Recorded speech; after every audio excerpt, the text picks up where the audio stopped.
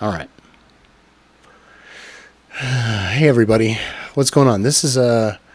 I'm trying something totally new here with using OSB, which is a open source broadcaster, and I'm totally very new to using this program. So please forgive the crude nature of this episode. I'm hoping that it sounds okay. It doesn't, it looks like it's not distorting or anything. It doesn't look like it's going above or to 0 dB. So today I wanted to talk about audio stuff. I've been an audio engineer a very long time. And although I'm not really flexing my skills as of late other than doing this, which is a legitimate audio endeavor, because I'm trying to make these videos sound as good as they possibly can and have a microphone that sounds as lovely as it possibly can as a symbol of the fact that I know what I'm doing. I'd like to think that my microphone sounds pretty nice. When I listen to it versus other channels and other places, I think it sounds pretty good. The reason I want to talk about gear is because I went to the music store, and while I was at the music store, I met a super cool cat. And I'm going to make this just a little bit bigger. There we go. Move this a little bit. I met a super cool guy, and he was a musician, and he was there kind of looking around. A lot of musicians, we've always got big ideas and not enough money. And as a result of that, I've become very frugal. Let's say frugal, because there are a lot of snobs out there who would say, I would never buy a used amplifier. I would never buy a used insert piece of kit name here. But I'm not that guy. To me, if the gear was not rode hard and put away wet, or used by somebody that didn't know what the hell they were doing, I would absolutely consider a piece of used equipment. And the reason I say that is that there's so much used gear in the world. There's so much used equipment out there in the world that is purchased at 50 cents on the dollar or better. I almost feel like there's hardly anything in the world of electronics, especially, gear, audio stuff, that you have to buy new in order to get one. Like if you're looking for a Fender amplifier or a Marshall amplifier or any kind of amplifier, it's out there. It's used. It's sitting in a store right now waiting to be purchased. It's on Craigslist. It's on eBay. Although, I hesitate to endorse long distance purchases like eBay and things like that. I somewhat hesitate to endorse those methodologies because you don't know what you're going to get. You don't know what it's going to look like when it arrives. You have photos, obviously, but when it comes to certain types of gear, shipping could be brutal, especially with tube amplifiers and stuff like that. Tube amplifiers include big, heavy transformers. Heavy equals a lot of dollars when you ship something. So, and then the other component of it is that tube amplifiers need gentle handling. If you're going to ship one across the nation and it's some vintage piece of gear like a 1968 Fender or something like that that's legit, you want that to be shipped in the most gentle, caring way possible, because tubes they're kind of rugged and they're kind of not. If you bend the grids in them, or if they get dropped too hard, or if they get misaligned, they don't respond in the same way that they're supposed to. They get weird. And if you're going to ship a tube amplifier or something like that across the nation, that's a big problem, right? That's part of why we don't road tube amplifiers as the PA. We only road tube amplifiers as guitar amps and keyboard amps and amplifiers for on stage, generally speaking. I was in the music store and I was having a conversation with the dude, and he was looking to upgrade the sound system in his studio because he was lamenting that he had a pair of smaller monitors in his studio and that it was lacking sonic richness in the low, mid, and low end. And I get that. I totally get that, right? Because a lot of sound systems, especially bookshelf speakers and smaller speakers and desktop speakers that are designed to work with desktop computers and stuff, a lot of those are lacking in certain ways. And a lot of times that's low, mid, and bass. And systems that break out into a subwoofer can help. But if you don't have any drivers that are mid-range drivers, you're going to have a hard time reproducing the mid-range. And he was wanting to upgrade the sound in his studio. And I said, well, you know, are you a guitar player? What do you play? He says, yeah, I play guitar. I said, well, do you own a guitar amp? And he said, yeah. And I said, well, there you go, my man. I said, you need to add your guitar amp into your group of speakers to beef up your sound, or to give you that bottom end, or to be an auxiliary speaker. And I said, and you've got a really nice tube amplifier. And he's like, wow, I never really thought about it like that. And that's part of why I'm making this video right now, is that I think a lot of people out there that are using sound equipment have a mindset that you can't do certain things with certain pieces of gear, or you're breaking the rules by doing X, Y, Z or whatever. And so then we got onto the conversation of, he's like, well, I never really thought about using my guitar amplifier as like an amplifier. And I said, oh yeah, man. Oh yeah. I said, I've been doing that for a long time now. Because before I moved into the shop, when I was allowed to get loud, I would run the Bugera, which is a 120 watt tube head, into a 410 Yamaha cabinet that I f***ed up the amplifier in it. Being a douchebag, trying to exercise the demons out of it, I broke one of the knobs on it, and then it just got uglier and uglier after that. So I would use the cabinet and its 410s, which are rated for, I want to say, 30 watts a piece, right? So actually the cabinet is a 120 watt cabinet, and that makes it extremely well suited to go as a complement to the Bugera amp, which is looking for an 8 ohm load and is a 120 watt amp. So now, mind you, I never, ever, ever had to turn it up that loud, because this was another element that we talked about in the store, is how much amplifier is enough amplifier. And when I would run that head into this cabinet, I would use it as a monitor. I would tilt it back on the floor and I would point it towards me while I would sing, and I would use it as a localized monitor. And I really only had to turn the tube amp up to like 1.5, 2, and then adjust the input gain a little bit to get it right in the sweet zone where I liked it and stuff like that. But you barely even have to push it, right? You barely even have to touch it to get a pretty fair amount of volume out of it. And we were talking about guitar players have rock and roll fantasies about their amplifiers, especially when you begin. Like you've grown up watching music videos and watching these guys, and a lot of people are playing on, a Marshall stack, or they're playing on some sort of boutique stack, something like that. That is so overkill for what most guitar players really need. Because to me, your average traveling working guitar player, what he needs is an amplifier that doesn't break his arm, that doesn't take up the entire back of the car, that doesn't weigh 150 pounds, that doesn't have to be carried in separate pieces because it's so freaking heavy, right? Because heads and cabinets are so heavy that they have to be split in two. Otherwise, you can't carry them. And that's why combo amps only go to a certain size, generally 2x12, something like that is the biggest cab that you'll see attached to a combo. And once you start getting...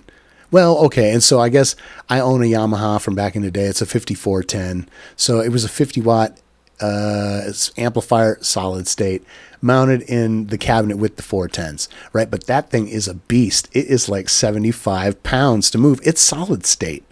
it's not even a tube amp.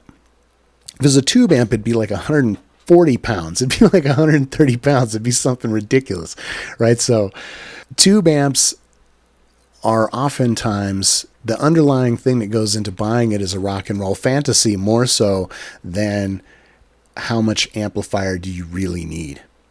My recommendation as a sound guy, and with years of experience of mixing bands and watching bands and all this, is that the vast majority of guitar players in the world can get away with using an amplifier that's only 20 watts. Legitimately. Even something like a Blues Junior circuit, like an EL84 circuit in a push-pull, produces about anywhere between 14 and 17 watts, depending on how optimized the circuit is, right? You wouldn't believe how loud 17 tube watts is. It's freaking loud. And then the other beauty is when you start to get into a tube amplifier that's only 20 watts, you can actually turn it up to where the tubes are in their sweet spot too. Because when I use the tube amplifier that I have as a power amplifier, like just to power the speaker, like I said, I'm only turning the master gain up to like 2, and then I'm turning the input gain to like 5, something like that, to its sweet spot, because I can't even begin to drive the amplifier into its sweet zone because that would be 60 to 75 watts probably, and it would be so ripping loud. It would be fucking shredding the ceiling tiles and ripping paint off and killing me, because you wouldn't believe how insanely loud 100 tube watts can be. Like 100 tube watts is ridiculously loud. And I'm looking over at the tube amp and I'm thinking to myself, yeah, it's loud just sitting there unplugged. That's how loud it is. So what I realized is that my years of being a sound man led me to think of these sound elements as building blocks, Legos that you snap together. I need this circuit to do this, and I need it for this reason, and I'm going to put it here, and then, and it's weird because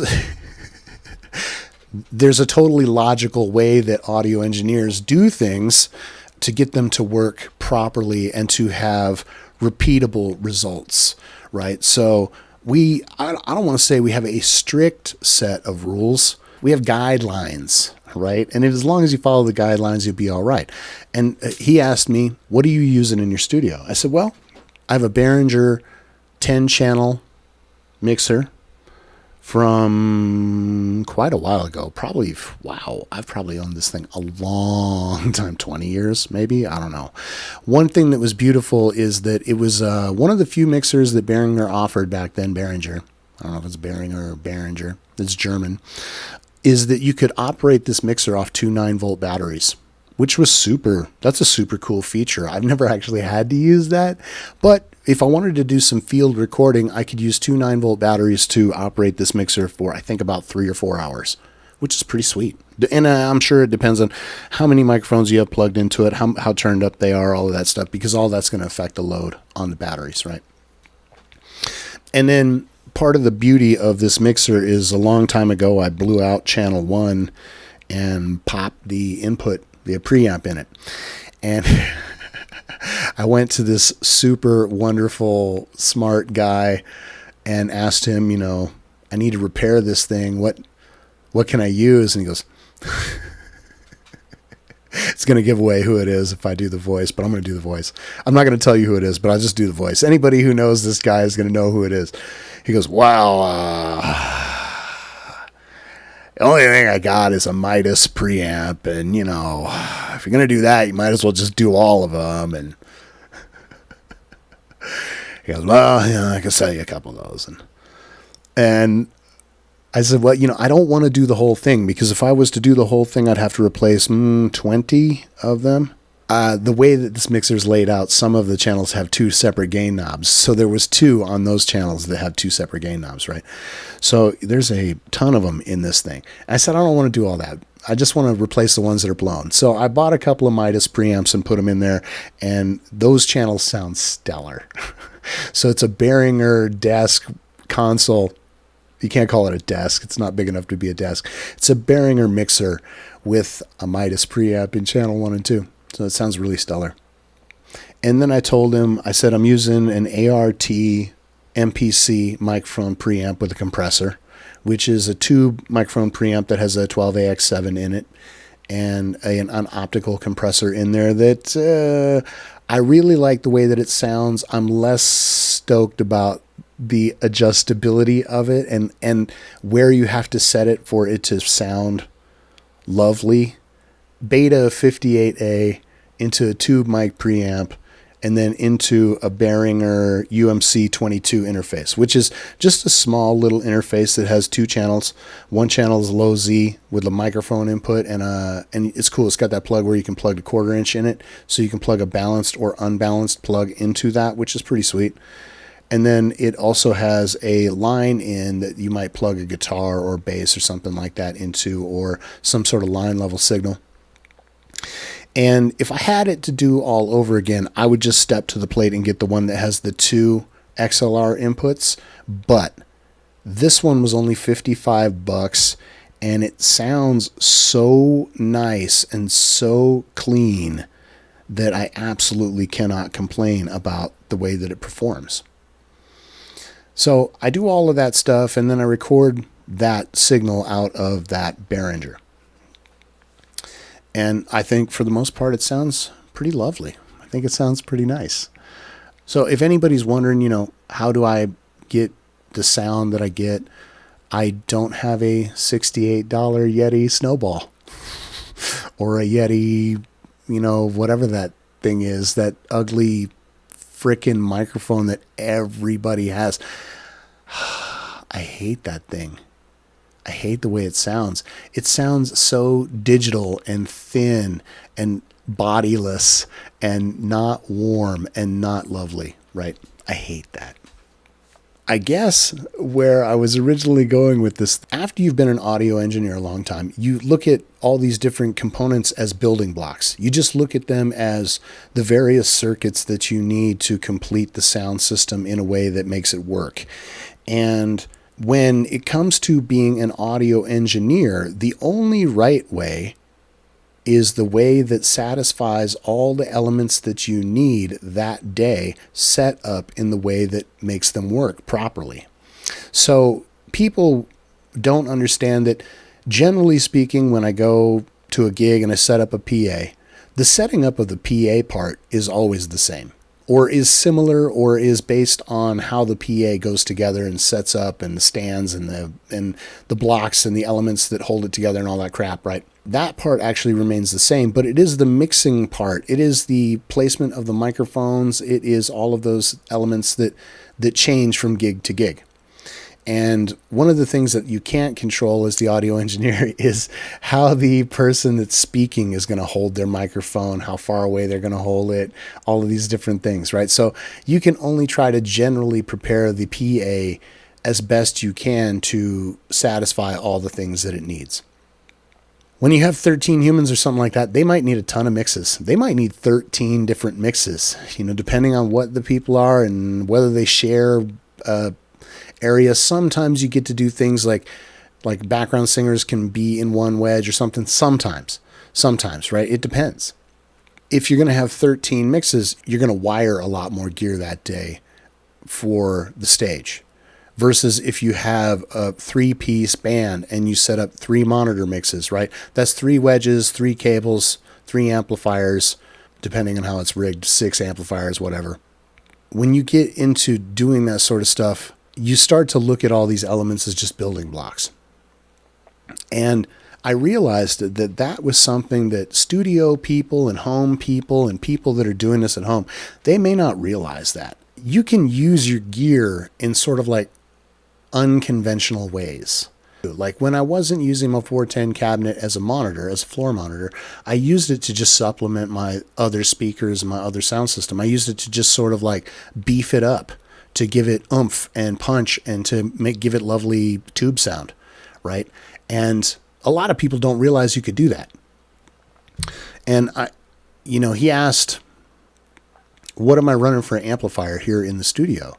And I have a very bodgy looking piece of kit that was poorly soldered together by some guy, that it is, for all intents and purposes, the circuit that you would find in a Blues Junior with the EL84 driven by a 12AX7, two EL84s in push-pull driven by a 12AX7 in dual monoblock. And the reason I say that is he asked me, he goes, oh, is that a stereo amplifier? I said, it's actually dual monoblock. One of the distinctions or differences that you're going to find is that most tube amplifiers, the bulk of them, are mono. They're just one channel, right? They just have one output that's one channel. Even if you put two speakers on it, it's not stereo. It's mono. And the difference between a stereo amplifier and a dual monoblock amplifier is a stereo amplifier has a single input that then divides into the two separate channels, which are assumed to be left and right, versus a dual monoblock amplifier has two amplifiers with separate inputs on it, and it's presumed that one will be left and the other will be right. But technically, you don't have to do that. You could use it as a high and a low, or you could use it however you want, because the inputs are separate, right? It's not some blended input. So I was explaining to him that the one issue that most amplifiers have is that they're not stereo. Most tube amplifiers are not stereo, but there are some exceptions to that rule out there. I mean, PV made stereo tube amplifiers. Randall made some. There's definitely some. I hesitate to say they were rack guitar amps, but they were rack PA power, and they're tube. And, everywhere from 40 watts up to 250 or 260 or 400. There's even one out there that's 400, right? And all of these are really nice, high quality tube amplifiers for all intents and purposes. And if you start to think about your guitar amplifier as a building block, you can use it to supplement the things that you already own. And really all you have to do is get an input adapter. To plug into a guitar amplifier, you're most likely going to need, unless it has an auxiliary input for a stereo injection, which is, if you got that, then forget about it. It's actually easier. You're going to need a stereo 1/8 inch to 1/4 inch adapter to plug into the guitar input, right? And then all you got to do to use it as a power amplifier is just set it to like the clean channel with clean settings on it. And I would say that depending on how powerful your amplifier is, you can start at like 1, 2, 3, something low like that, 3, and then dial up the preamp the way you like it. And then you'll have to find the balance between turning the preamp up and turning the main gain down to suit the application that you're doing. And I also think that it's worth noting that when you're using amplifiers in a supplemental sense, no one amplifier or sound source is designed to dominate the system. They're designed to complement each other. So the way I'm doing this right now in the studio is I have my little desktop speakers, which are completely devoid of low and mid. They have like high, mid, and highs, basically. They're really thin. And then I have them in combination with my Bose speakers over here that sound really, really lovely, and they're being powered by the tube amp. And in combination, all that stuff sounds really nice together.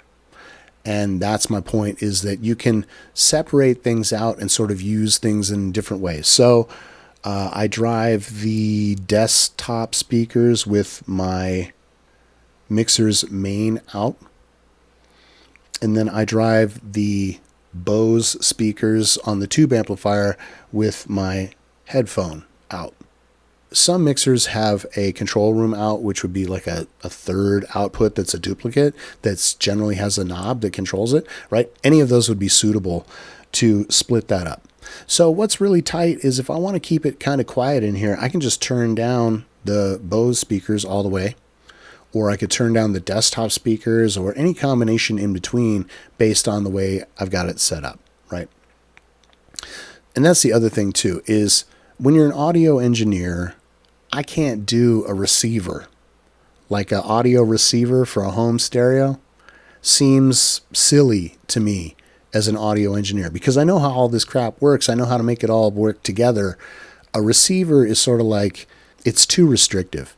I can only have one input on at a time. I don't have the flexibility that I want. I don't have the EQ that I want.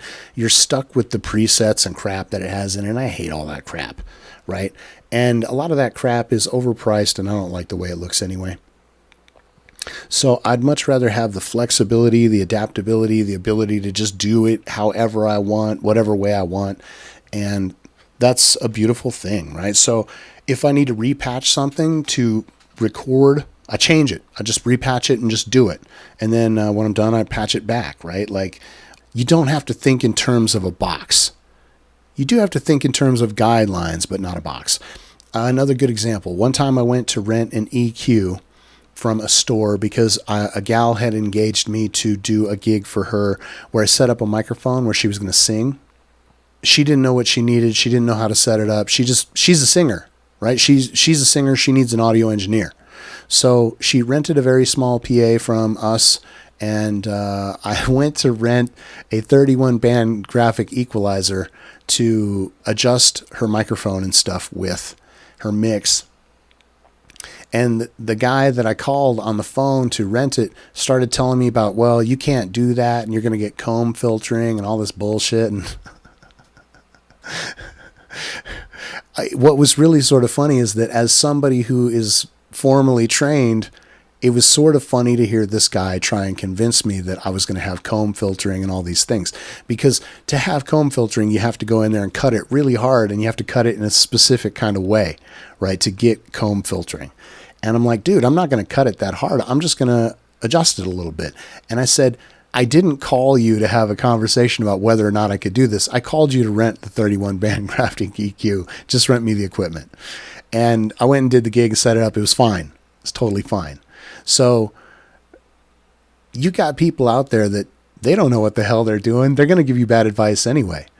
That was one of the things that I took great pride in when I worked at the music store, is I was trying to give people the best advice that I could. I wanted to establish a good relationship with them as far as trust, because nobody wants to get ripped off by their sales guy. And a lot of people came into the music store and they really wanted to buy XYZ piece of junk. And my boss really wanted me to sell them XYZ piece of junk. And then he wanted them to discover a month and a half or 2 months or 6 months down the line that it was a piece of freaking junk, and then bring it back to us and sell it to us used at a steal, and then buy some other new piece of fancy junk that also sucks, and continue the process ad infinitum, right? That was his goal, he's like, it's perfectly okay if somebody buys a piece of crap they don't like. They're just going to bring it back and sell it to us later cheaper. And I didn't like that philosophy. My philosophy is, look, spend the extra $14 on the better one, and then you won't be bringing me that piece of crap in 6 months to sell it because you freaking hate it. And what you'll realize is that I steered you in the right direction, because you'll listen to the one that you're playing on now, and then you'll somewhere down the line, you'll hear that other piece of junk, and you'll be like, wow, that's a noisy piece of crap. And I see why Matt didn't want me to buy that piece of junk. Sometimes I went wrong. I remember there was a case where basically this band came in. They wanted to buy a bunch of different effects. I tried to sell them into one floor pedal, and there was no way for them to share it. And it ended up being a point of contention. They ended up bringing it back, and they, bought separate effects, and a lesson was learned right there. I gave them bad advice. That was a failure on my part to listen to my customer. Don't think in terms of restriction. Think in terms of having all these different elements gives you flexibility. One of the things that I was thinking when I went into the music store was that I went in there to look at outboard rack gear, because we're coming to the end of the outboard rack gear era. So much of the things that we do now are inside our mixers. So much of the things that we do now are digitized and are all contained inside the console, and you don't need to bring outboard racks the way that you once did. in the past, a front of house would have generally an insert rack and an effects rack with some playback in it, right? And that would be two racks that would sit, side saddle or over on the side of the mixer or something like that. And they would have big old insert cables that had a freaking shitload of connections. And you would use compressors and you would have to patch it all. And that was just a normal state of affairs. But now most of that's digitized. Most of that occurs inside the console, and they don't need that crap. So there is an abundance of this really good rack gear starting to come to the surface. And it's effectively cheaper than it's ever been. If there's something out there that you wanted to look at, that you wanted to own that was a rack gear or an outboard, it's out there and it's on sale. And it takes a certain kind of person to appreciate these items. These all digital people that are mixing entirely in their computer and they're recording with their microphone USB directly into their computer, they can't appreciate any of this stuff, right? Because it's all meaningless to them. They don't have an insert point. They don't have any way to run their microphone through it. But for people who are doing this in a way that involves a mixer and XLR and stuff like that, it's a beautiful time to go out there and look at some rack gear. I look at Craigslist all the time. There's a preamp out there on Craigslist. They want $230 for it, but it effectively replicates something that I already own. So I don't really need that. That's recognizing the sound man disease, which is the desire to collect equipment that you don't even need, or that desire. So coming to terms with that disease and that affliction is the first step. Recognizing that you don't need yet another amplifier. Right. I look at Craigslist today, but I don't look at it because I actually intend to buy anything. It's just like window shopping. I just like to see what people put on there, and I like to Joe Dirt it. $750. Give you $75. One of the things that cracks me up is that people put things on Craigslist with a lot of sentimental value or artificial value on it. Like they'll put a 15-watt amplifier on there for $1,600. And it's like, that's $115 a watt. This freaking ridiculous. Like, I don't give a who built that thing. Unless Jimi Hendrix can play through it, it ain't worth that much for 15 watts. I'm very not sentimental about it, right? I look at amplifiers and equipment on its merits, why it was coveted or whether it was liked, what its possible potential condition is. I saw an amplifier that was listed as, it was a beautiful tube head. It's Bugera. It was very reasonably priced, but he said, I only used it in the studio, never hooked up to a cabinet. And it's like, well, then that thing is a piece of junk, because you can't run a tube guitar head with no load on the output. You'll fry it. So I thought, don't want that piece of kit. It probably is scratchy and sounds like shit. It's probably blown. So knowing what to look for, what to read into, what they just put into the description, stuff like that, that's key. But there's tons of gear out there that's cheap. Stop for a moment to consider the gear that you already have and how you utilize it. Maybe you can get more creative in adding those things in and supplementing your sound system.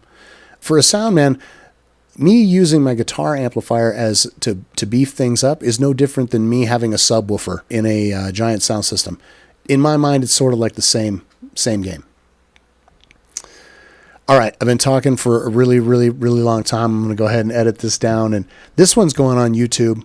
This is the kind of content that I think can be on YouTube and will do well on YouTube. So I'm going to go ahead and put this one over there. So if you've learned something today, or if you enjoyed something about this video, please, like, subscribe, share, comment, let other people know. And I'm going to be doing more of these videos because I've realized now that this is the kind of content that's perfectly suited to YouTube, as opposed to what would ordinarily be my political commentary, right? So thank you for joining me. Until we meet again on the next one, and I hope that everybody joins me for that. This video is copyright Matt Metler 2020.